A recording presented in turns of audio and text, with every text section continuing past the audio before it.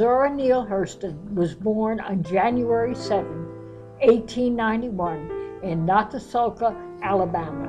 She was the daughter of two former slaves, John and Lucy Ann Hurston. She moved to Eatonville, Florida, when she was young and after her mother died and father remarried. Hurston lived with other family members for the next few years. During this time, she worked various jobs to help financially fund her education. In 1920, she earned her associate's degree from Howard University.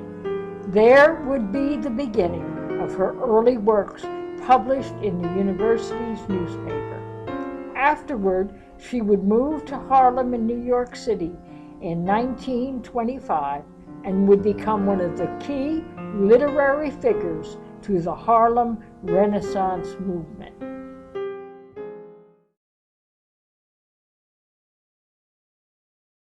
Zora began writing at an early age. It wasn't until the early 1920s that her writing would gain traction. Not only did she write for a college newspaper, but she entered magazine writing contests displaying her talents through storytelling. Her first published work would be featured in Stylist Literary Magazine, followed by another short story, Drenched in Light, published in Opportunity, a journal of Negro life. Following the success of her published work, she would submit a story, Spunk, and a play, Colorstruck, to Opportunity's literary contest, where both would win the second prize award in 1925.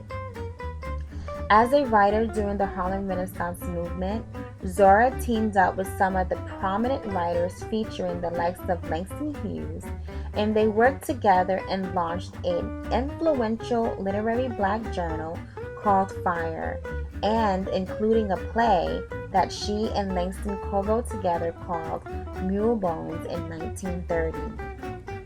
Zora would continue writing, introducing Southern folklore to her repertoire of short stories, essays, plays, and novels. Some of her later works would include How It Feels to Be Colored Me, Mules and Men, and her most infamous novel, Their Eyes Were Watching God. Although Zora's work hasn't received the acclaim and praise it deserved until now, she barely made any financial gains from her success. Her largest royalty was in the amount of a little over $900 for a novel she wrote. In 1948, Zora's career would take a downfall when she was charged of molesting a 10-year-old boy, which was a false accusation that ruined her career. Despite this setback, she kept writing, but had difficulty getting her writings published.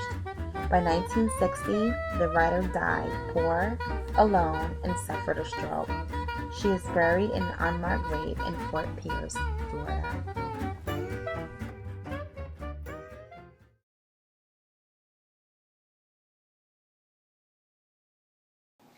Hurston's one-act play in 4 scenes, Colorstruck, was published in 1925. Using Deep South vernacular, the play starts out with walkers heading to a cakewalk contest in St. Augustine, Florida dance hall. John Turner, a light brown-skinned man, and Emmeline, a black woman, are to compete in the cakewalk. Emma becomes overdramatic as she thinks John prefers light-colored skin over her dark skin. As she and John are announced to enter the floor, Emma refuses to go out with him. So Effie, a mulatto girl, volunteers to dance with John, and they win the contest. Some 20 years later, John locates Emma and asks her to marry him, only to find out that she has a light-skinned daughter. John professes his feelings towards Emma, but she refuses to believe him. For Emma can't believe anyone could love her and love her for who she is and the color of her skin, because she herself is ashamed of it.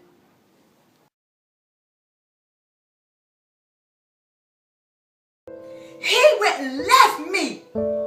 If we had spent, we done had our last one. Oh man, God, he's in there with her now. Oh, he's in there with them whites. They get everything they want. They get everything. They get the men. They get the jobs. They get everything they want. The whole world got a sign on them saying, light color women, light color. But us blackies, walking on cobblestone.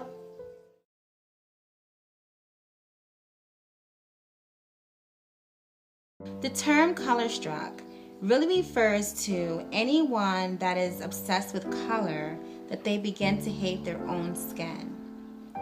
In the case of Emmeline, Hurston doesn't use these words exactly in the play, but implies that this is Emmeline's issue based on Emily's actions and dialogue against Effie, the mulatto, in the play. Emmeline has a dark complexion and she is jealous over light-skinned black people. The fact that she feels this way is kind of ironic, being that she is dating a light-skinned black man, John Turner.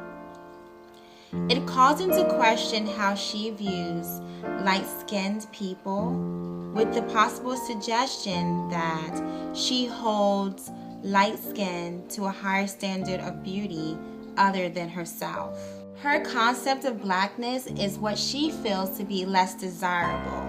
She constantly accuses John of wanting and smiling at Effie and looking at her, that she begins to call Effie names like yellow face, pumpkin face, mulatto, half white, and this pretty much just raises awareness to Emma's own racial inferiority. Because Emma hates her dark skin, she can't truly allow anyone else to love her because she hates herself. John makes a powerful statement when he says, "So this is the woman I've been wearing over my own heart like a rose, that she so despises her own skin that she doesn't think anyone else could love it." You know, that was truly a hard pill to swallow. But even after John had said those things, it still wasn't enough to make her truly believe that anyone can actually love her. The greatest tragedy occurred 20 years later when John, who worships and adores Emmeline, comes back to profess his love for her, and he finds out that she has a mulatto daughter who is very sick. Emmeline goes through great lengths to conceal her daughter from John. When he finally sees her, he thinks that she is pretty and beautiful, but Emmeline is so focused on John's attentiveness to her sick daughter that she gets distracted and believes that he is attracted to her fair-skinned and her white features. Her fixation is so obsessive that she becomes color-struck over her own daughter. John had to tell Emma to go get the doctor like 7 different times, and by the time she went to retrieve one, her daughter has died. Hurston uses this dramatic element to show how Emmeline embodies the theme of colorism. Emma brings about her own destruction because she can't see past her own interracial prejudice that leads to her downfall.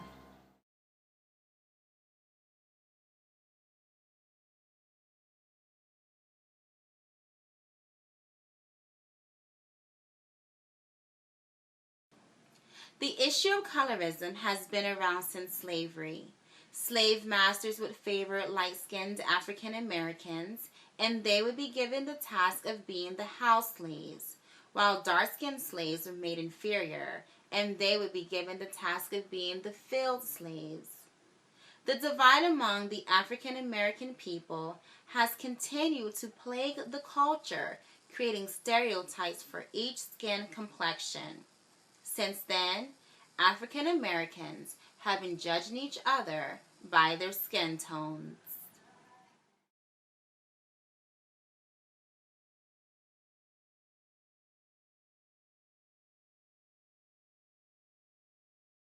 When I was like kindergarten, first grade, I thought that my father and I were white and my mom and my brother were black. And it wasn't until I started crushing on this Caucasian guy in my class that I found out otherwise. I don't really remember how the conversation went, but he said something along the lines, well, L'Oreal, we can be friends, but we could never seriously date because you're black. So I went home and I said something to my mom, and I asked her, I said, Mom, I'm black. And she said, yes, of course you're black. She says, yet you're really light, you're fair skinned, so is your dad, but you're black. Black people come in all different beautiful shades, and you just happen to be lighter, and your brother and I are a tad bit darker, but we're all black. I was younger, I always thought that the lighter complected little girls or young ladies always got the better opportunities. They had more friends, they got called on more in school, so I would have to say yeah. Growing up, I did not have any issues with my skin complexion. I'm not light-skinned, neither am I dark-skinned, but I have heard the terms people use to describe those two types of skin complexions, like your light bright or your high yellow or your red bone, and then towards the darker skinned girls, you're black, you're dark, and you're ugly. And as a little kid, when you wanted to make fun of somebody who was of a darker complexion, those were the words that you would use. And I hadn't realized that colorism was happening right before, my very eyes, watching people get hurt by these kind of words. And it's just interesting to see that this is something that starts at a very young age.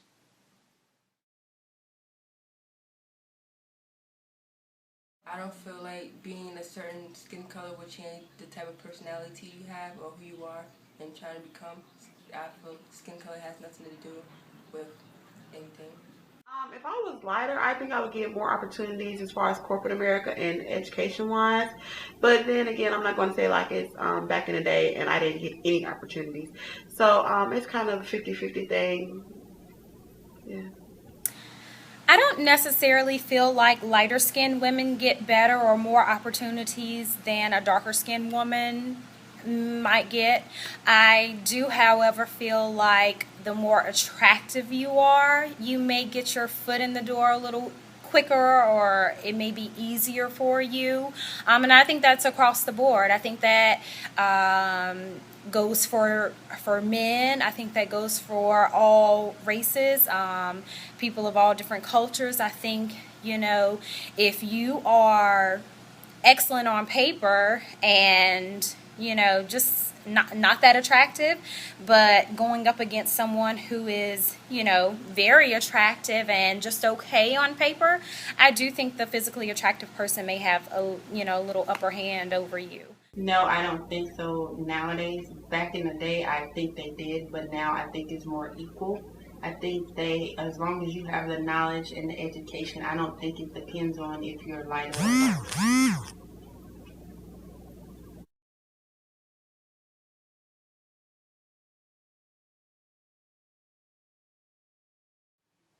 I did not have issues with skin complexion, but I did have issues with identity. People called me an Oreo. An Oreo is a white girl trapped inside of a black girl's body. My most memorable experience came when I was on the bus and this man decided that he was going to make fun of me based on the way that I spoke. And when I think about the issues of color, I think about if you're too light or you're light-skinned, people think that you're all that. You think you're pretty. But when you are a black girl and you speak good English, people think that you're bougie or you're trying to be white or trying to be something that you're not.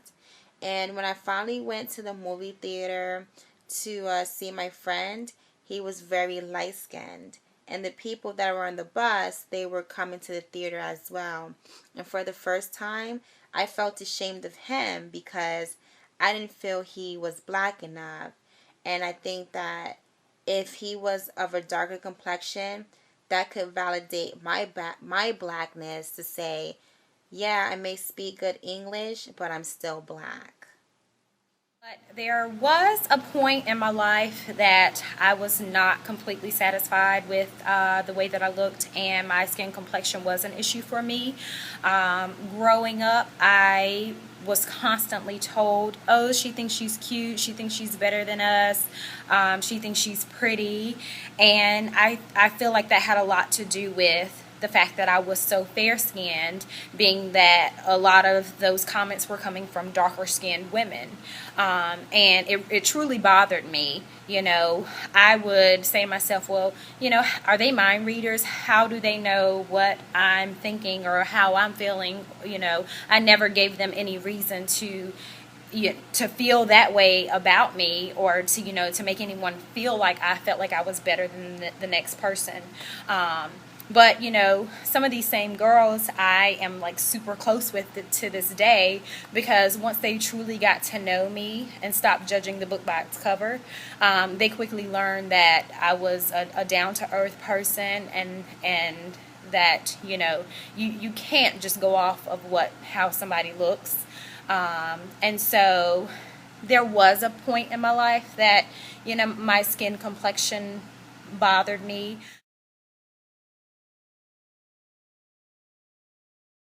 When I think about African American men and who they prefer to date, I think that it borders on a variety of different circumstances. For example, if you are very light-skinned, you're probably going to date brown-skinned or darker-skinned women.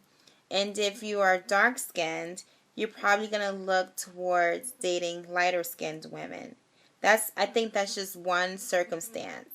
But then if you, for example, you really don't have anything in life, then you probably will date within your race. But the moment that you start to gain a little bit more status, your preference is going to change.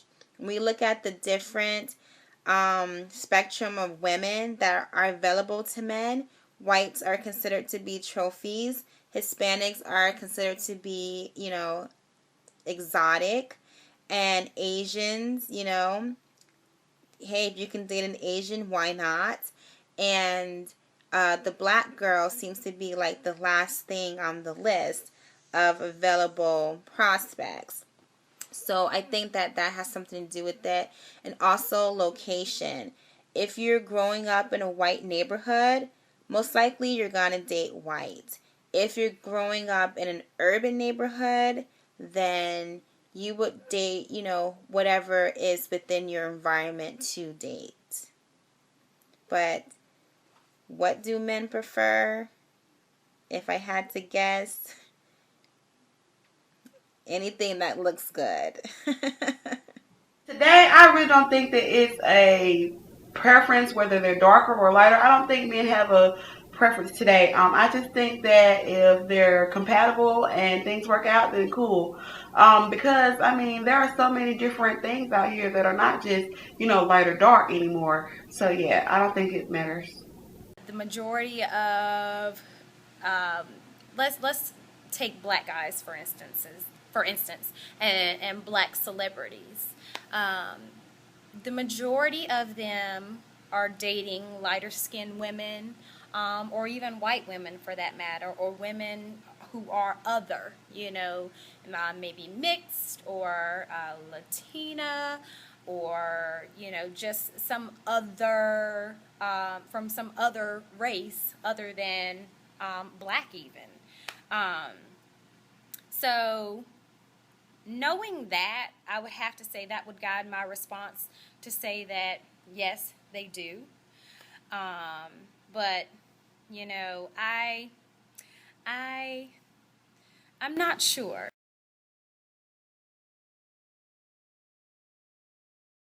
I was asked to give a description of what type of women I prefer. I personally prefer African American women. Reason why is because when it comes to, you know, different things that I believe communication is a major part of a relationship. And when it comes to dealing with certain things that I might have to go through in life, I need to be able to have someone I can relate to.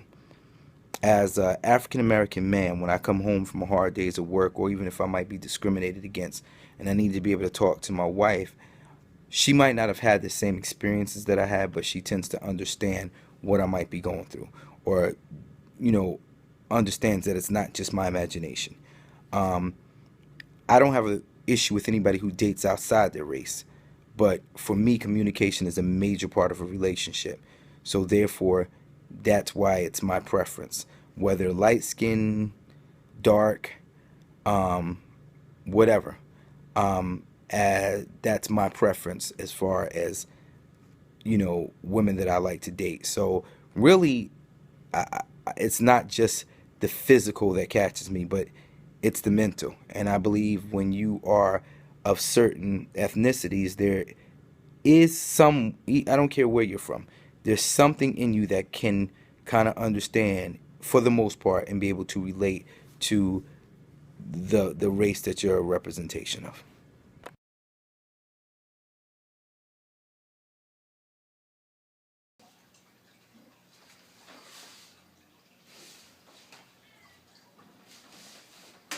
I hate my black skin.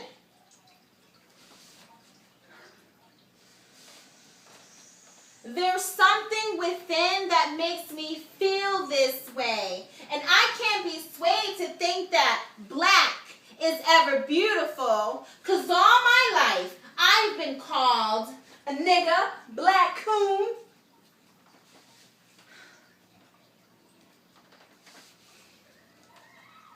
This skin I'm in is a reminder of the fact that my mother was raped. And although you think I've escaped, every day I stare at the oppression of my face. Yes, we were told lighter is better, but I feel that you don't understand. I feel that the wearing of the scarlet letter, because all my life I've been called a yellow-faced mulatto white man's whore.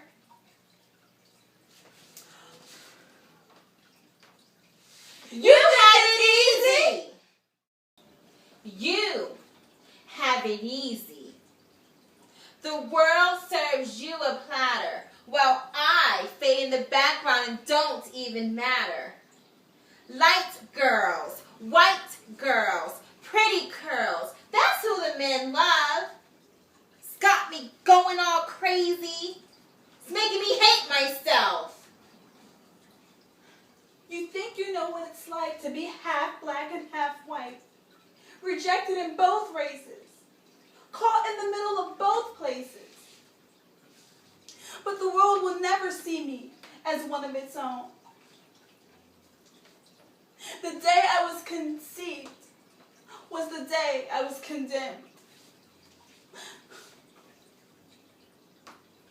So do you want to trade places?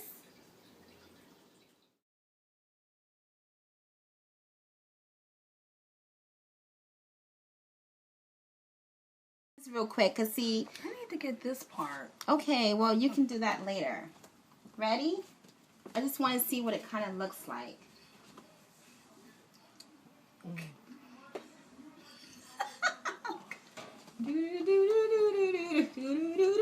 Mr. Sandman, bring me a dream, going down, down, down.